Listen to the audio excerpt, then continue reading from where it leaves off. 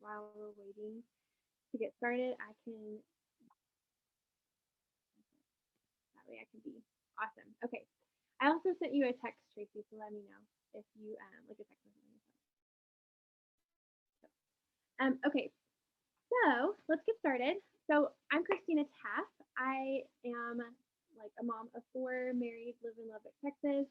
I have a 9, 7, 4, and 1-year-old, and I'm homeschooled. So yeah, I'm just came on here because Tracy was talking. We were talking about some topics, right? And we were trying to figure out what we wanted to do this talk over. And somebody mentioned specifically problems that have to do with like down there, right? And so I'm just really not all that shy with this kind of information because I'm a former labor and delivery nurse.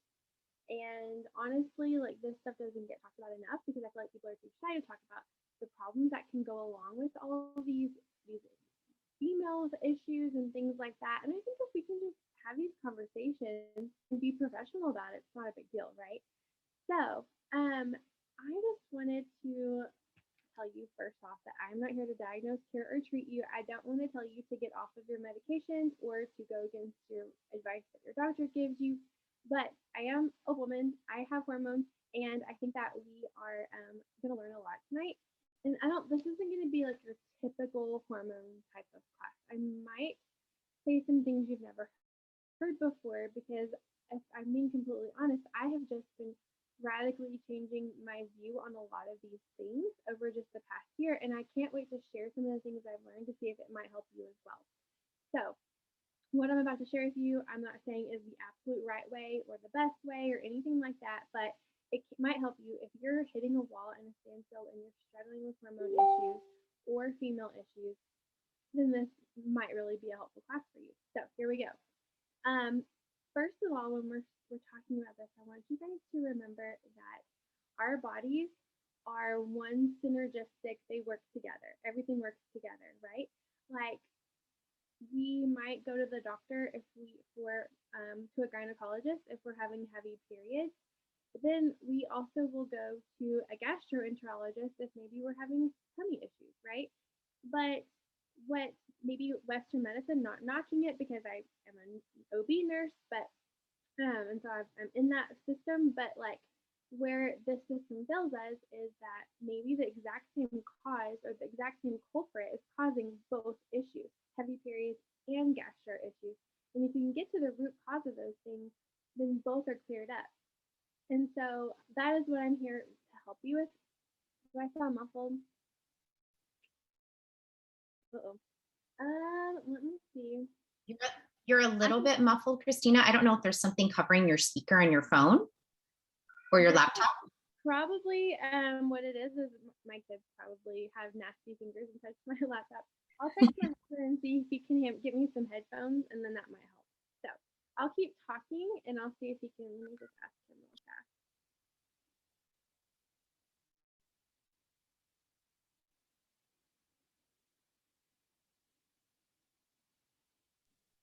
And guys, just wanted to say while Christina is getting her headphones, if you've got questions, please type into the comment box, or if you've got testimonials you want to share later, we would love to hear from you.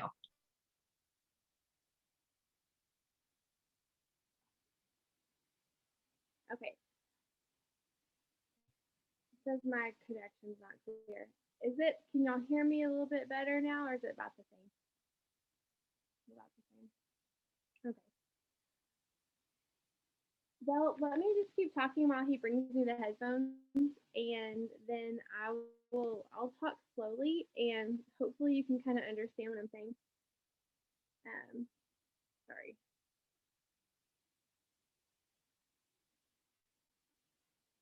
Okay. So our bodies work together synergistically, and we have all of our organs and all of our everything works together. So I can also probably just try to get onto my phone as well. Let me just do that.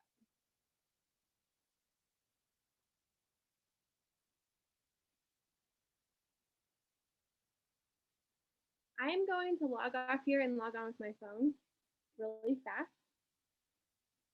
and then we'll do it that way.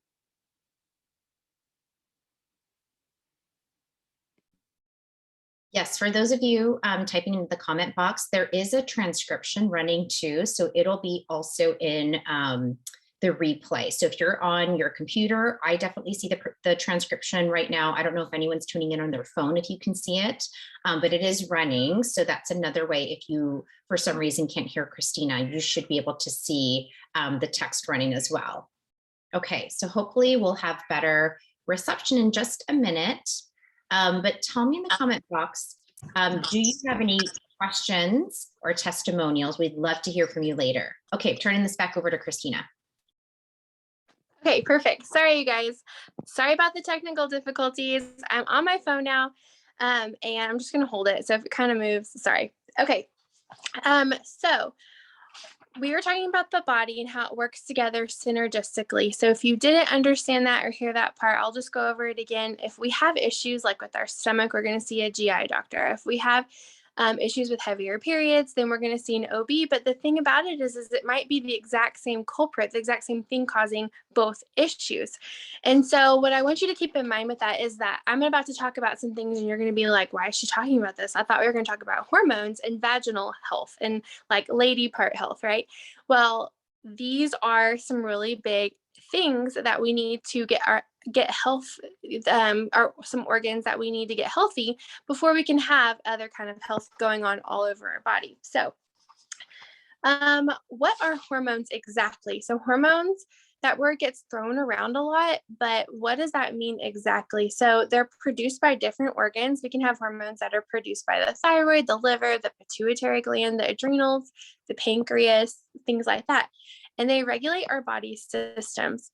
So in general, the chemicals that are produced by the body, that they send messages to our organs and they help regulate the biological process. So really that's just a fancy word for saying like you have adrenals and they produce adrenaline. And so if you have an exciting or scary moment, they increase your heart rate. That's what a hormone does. Okay.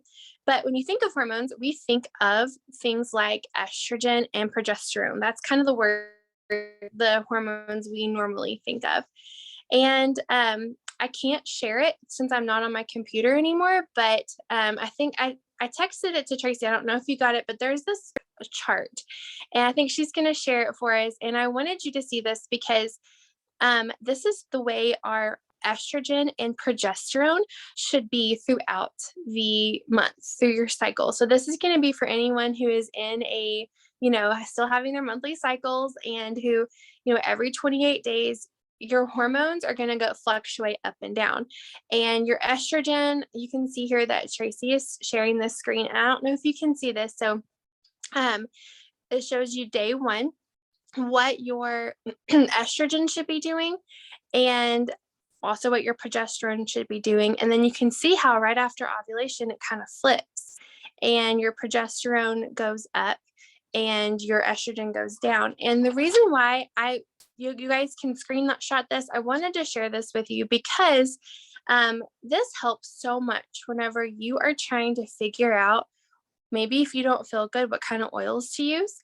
If you have like, let's say painful periods or maybe really heavy periods, then you want to start using things like Progestin Plus, right after ovulation from that last half, like from ovulation over to when your period starts, that last half of your cycle.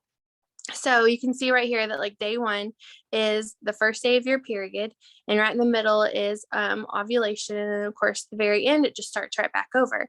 So screenshot this. And when you're going through this class, keep this chart in mind.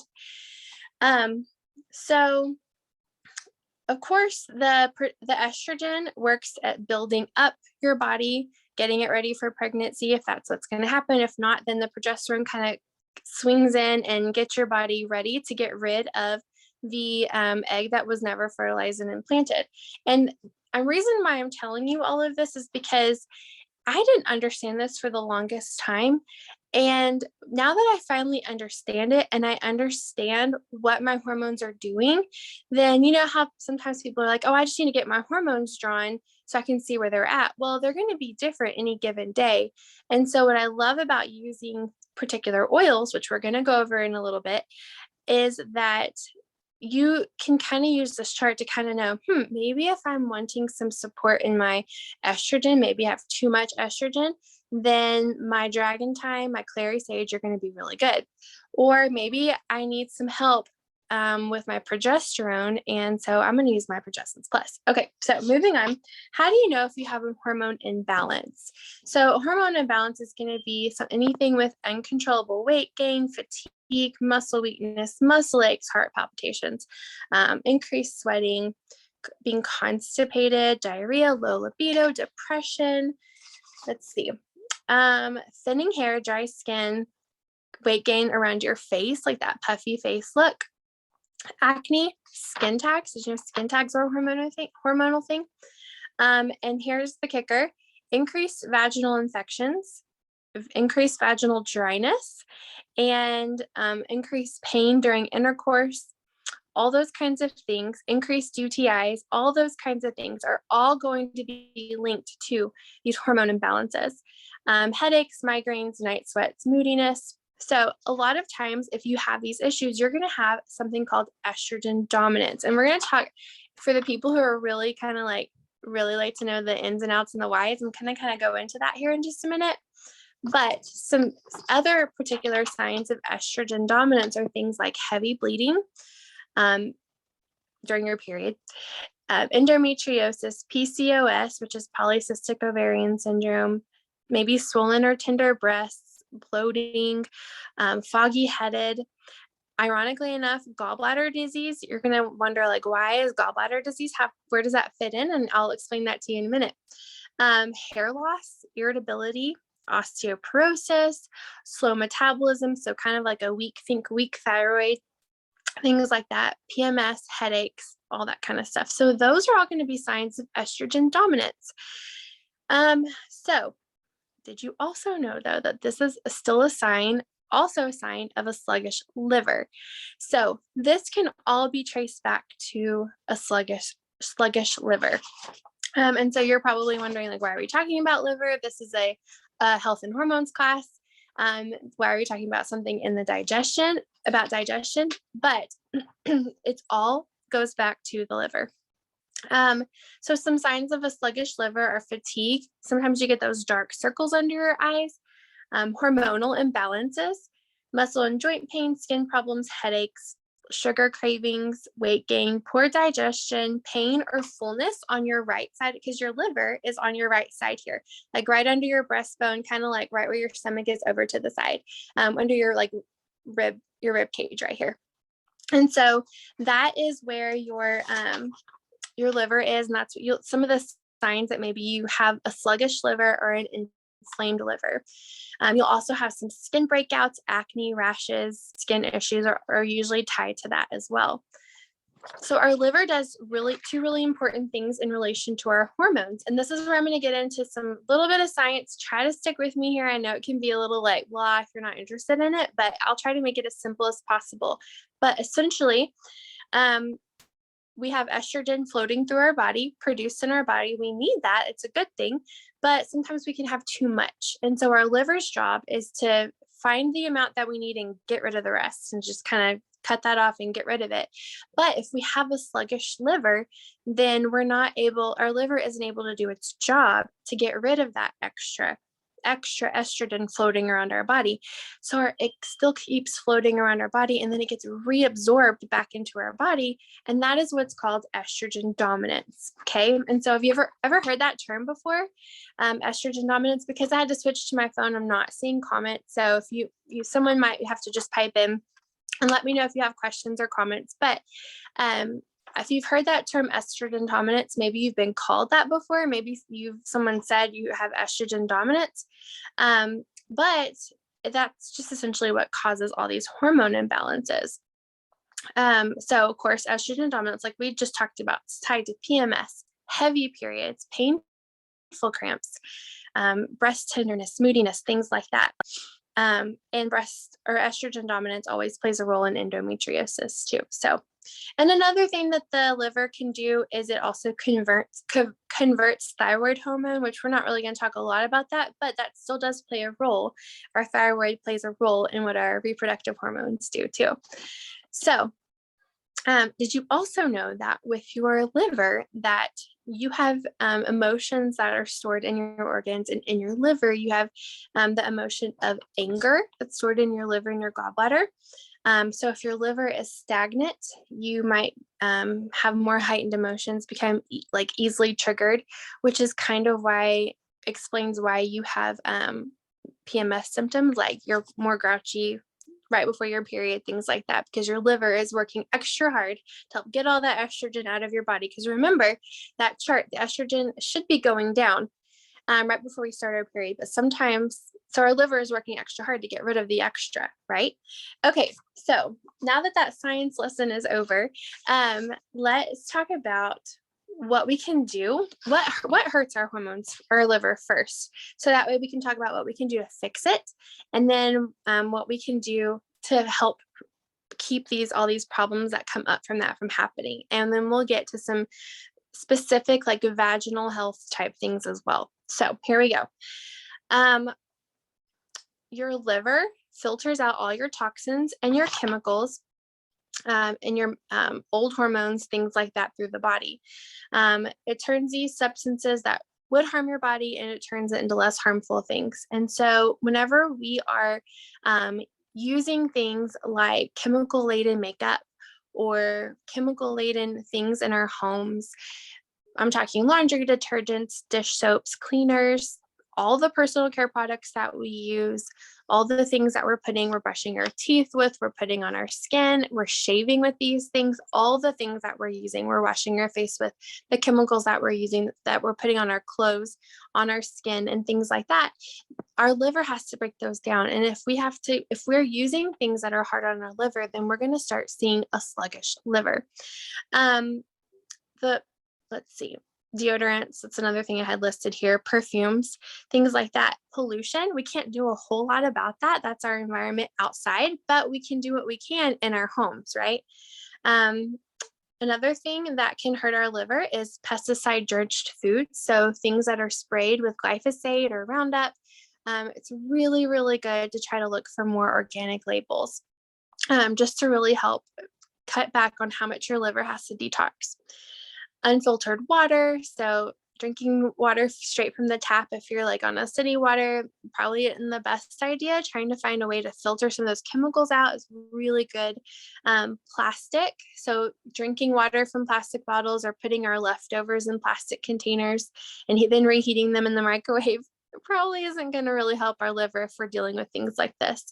Too much alcohol, medications, especially things like birth control. Again, I'm not here to tell you to get off your meds or go against your doctor's advice, but all I can say is that I got off birth control over a decade ago and I never looked back. So definitely look into those things on how they can help clean out your liver. Okay, so let's see. That can all lead to things like painful periods, insulin resistance. If you're dealing with things like that, trouble sleeping, loss of appetite, chronic fatigue, who wakes up at 3 a.m. and then can't go back to sleep, or has a hard time, tosses and turns, and then you get that like really tired feeling around 3 p.m. You can't like function. You feel like you need another cup of coffee, that kind of thing. Okay, so let's talk about ways to heal your liver. I am going to tell you something really good, maybe tips about nutrition, but then we're going to talk about some amazing products that have helped me so much. But first, we'll talk about what to eat. So you're going to want to fuel your body with the most optimal nutrition. You want some good proteins from good, healthy eggs. You want yogurt, good, healthy yogurt, Greek yogurt, things like that, raw milk, kefir, bone broth. Bone broth is really easy to make. You can just grab your bones from a chicken and some filtered water with some onions and veggies and just stick it in there and go, and it's so good for you. Collagen from grass-fed cows. You want to make sure the collagen, you can just get it from your broth, but if you get collagen, make sure you get it from the bones and tendons and not from the hide. You want to kind of look that up because the hide can actually damage your liver more. Grass-fed meats, wild caught fish, organ meats, those are all going to be so good for your liver. Fruits and root vegetables are also really good. And I don't know if you knew this, but another little quick science thing about the liver is that I see a comment here: dandelion root, milk thistle, and bitters. Yes, digestive bitters are really good for the liver, but the liver will it turns your sugar that you eat from your carbohydrates and sugar, it turns it into glycogen and it stores it in your body. If you don't have enough of that, then it has to make its own, and that can put it in a stress state. So making sure you're getting enough sugar. I know that's crazy to say because we're kind of, a lot of us in the natural health world are on very like low carb kicks, but I'm not talking about like white sugar, processed sugar. I'm talking about getting enough good healthy carbs from things like fruits and honey and things like that. And I'm not saying go overboard and go crazy, but don't deprive yourself totally if you're dealing with these issues, because it can actually benefit your liver a whole lot by eating a small amounts of these honeys and maple syrups and fruits and stuff like that. Okay. I have this really great recipe I can share at the end. It's of this raw carrot salad. It helps your liver to get rid of the extra estrogen floating around in your body. It's really, really good. It's yummy. Okay, so some of the other things you can do are Epsom salt baths with mineral essence and Juvaflex. So this has been a game changer for me. It makes me feel so much better, especially that second half of my cycle from ovulation to my period. That second half is when I really focus on doing these liver support things. If you remember that chart that we showed at the beginning. So from ovulation on, what I like to do is I try to take Epsom salt baths every night if I can. And I put Epsom salt in there with mineral essence. So put it in your bath because we need so much mineral essence, but sometimes some of us, we have a hard time taking it, right? So I would just say probably like 3 or 4 big cups. If you have one of those big tubs, maybe 3 or 4 cups of Epsom salts. If you have a regular size tub, probably 2 or so cups of Epsom salt. Add some mineral essence to that. I would probably add like 3 to 4 dropperfuls of mineral essence, and you can do whatever oils you like. Maybe add some Juvaflex or even Juvacleanse in there, and that's really going to help support your liver. So that's really good. Making sure you sweat is really important to kind of get all those toxins out. A lymph massage is going to be amazing. So oils like lemongrass and cypress rubbed all back here behind your neck and kind of down like this. That's going to be amazing for, and kind of all through here, right? When you do a lymph massage, you kind of start up here and then kind of come down like this and behind, and you can YouTube it. Way better. They're way better explaining it than I am, but then you can kind of do some like massaging down here as well. And that's going to be really, really good to help kind of get everything going and everything massaging. If you really want to take it up a level, go get a raindrop massage. And that's going to really get everything going. Or maybe just have your husband or your spouse or like a friend do like a raindrop massage on you if you really want to get that lymph moving. Of course, getting lots of sleep. And all of these things are ways that you can help heal your liver.